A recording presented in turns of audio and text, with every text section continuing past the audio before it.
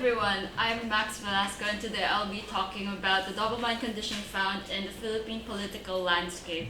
So, for my presentation, these are the table of contents. I'll be mainly talking about four major sections. So first, I'll be talking about the background of the theme, which is the Philippine political landscape. Next, I'll be talking about the double mind condition that manifests within this issue.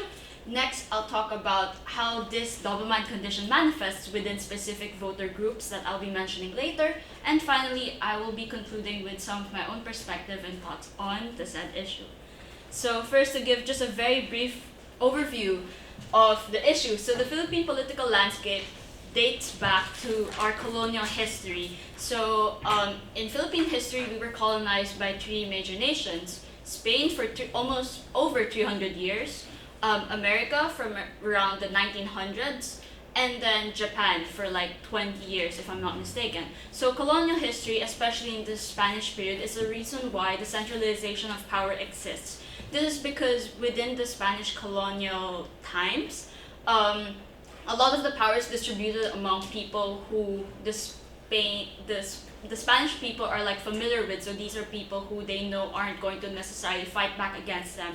And these people are also the ones who eventually grew up to have much privilege and power over Filipino society. So corruption prevails because in modern day politics, the Philippine political landscape is built on personality patronage. So we don't necessarily have ideologies per se. We don't necessarily subscribe to right-wing or left-wing ideology, but instead, most of our voting behavior is dependent on who exactly is the person we're electing. So because of this, our politics is deeply entrenched in the persistence of political dynasties. To define political dynasties, this means it's a long line of politicians in a certain family that is seeking to be re-elected again. So say for example, a matriarch of a family was recently elected as a senator. And then a few years pass and she's about to be re-elected again, but she has to go to a different position. But because the family wants to keep the power within the family, so what happens is they will ask their son or daughter to take over the position because that's technically the loophole they have, so that the power and privilege stays within their family and they retain their position. So currently, and I don't know if it's kind of famous, but Marcos is currently in power, which is a very prominent political dynasty in the Philippines and is also kind of a warning sign. So what now is the double mind condition found? So this is commonly seen within the Filipino voting public, most especially during election season. The most recent elections that the Philippines had, national elections, was during 2025, if I'm not mistaken, which is the senatorial elections, while the presidential elections was 2022, which actually garnered a lot of criticism because, again, we are elected the Marcos. So the main conflict seen is the hope for national progress versus the stubbornness to stick with tradition or what they believe is the truth or what's known by them. So allowing such a double mind condition to fester negatively has severely impacted the country's political scene, and thus this has manifested in different voter groups in the Philippines. So first, how does this double mind condition manifest? Let's look at the Marcos's cult of personality. Now, I've mentioned Marcos a lot, and this is because he is a very prominent political figure in our Philippine history. So Ferdinand Marcos was a former president of the Philippines who enacted a dictatorship from 1972 to 1986, commonly known as the Marcos regime. Now, the Marcos regime actually saw a lot of torture, a lot of suppression of media, and overall there's like a lot of things that happened under that regime that's still being kept under like revisionist history. Like currently they're trying to make it seem like Marcos wasn't actually that bad of a leader and he actually gave us a lot of progress when in fact the fact says otherwise. Now, Marcos's cult of personality consists of the group of Marcos supporters or loyalists who turn a blind eye to the atrocities committed under the regime. So more often than not, this is because of the propaganda spread during the Marcos regime, because again, Marcos had such a firm grip over media at the time that he was able to really shift and change the narrative to make him seem like a benevolent leader. Now, under the Marcos's cult of personality, his supporters are loyal to the Marcos name, not necessarily for what he stands for, which connects to what I mentioned a while ago, that our politics is kind of built on personality patronage.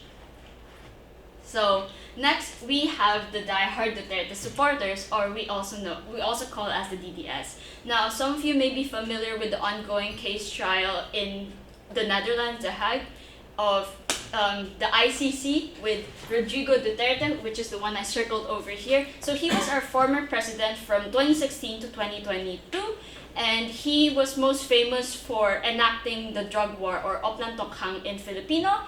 And this actually led to the deaths of a lot of innocent Filipinos, because while Duterte was trying to rationalize this drug war, he actually ended up killing and harming a lot of innocents who were not actually involved in the drug war in the first place. Now, the diehard Duterte supporters are very, very stubborn when it comes to defending Duterte, because they believe he's the necessary reformer. Even though he had like a strongman approach and he was very violent, that is precisely why they like him.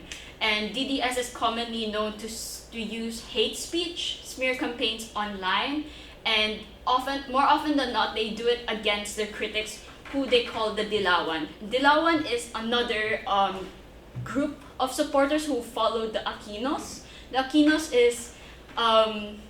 are actually like one of the major like centrist groups. They're not necessarily liberal, but like they also fight against Marcos, because one of the ancestors of the Aquino dynasty, which is Benigno Aquino, he was actually the one who fought vehemently against Marcos during his regime.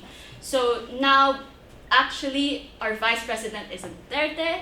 So as you can see, the dynasty somehow still carries on up until now, and currently that same vice president is trying to run for elections, which is again another warning sign that our political climate is kind of going down.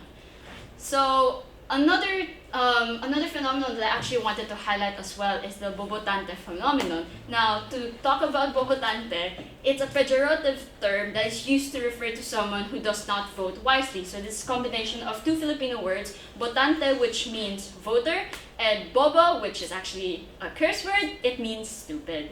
So certain groups of voters, which we will call the elitists, they usually shift the blame of our political climate on the masses, because they believe that, oh, it's because they are just blindly following these dynasties, because their perception is that the public would just write down the names that they recognize, when in fact it is a much more deep-seated issue that needs us to look at the systems in place and actually fight against the systems in place. But instead, because the elitists don't necessarily want to like see they don't necessarily want to accept any other truth than what they've already are familiar with, they just simply put the blame on these people, when it's, you know, supposed to be the people who are not trying to enact an anti-political dynasty law that we're supposed to be pushing back against.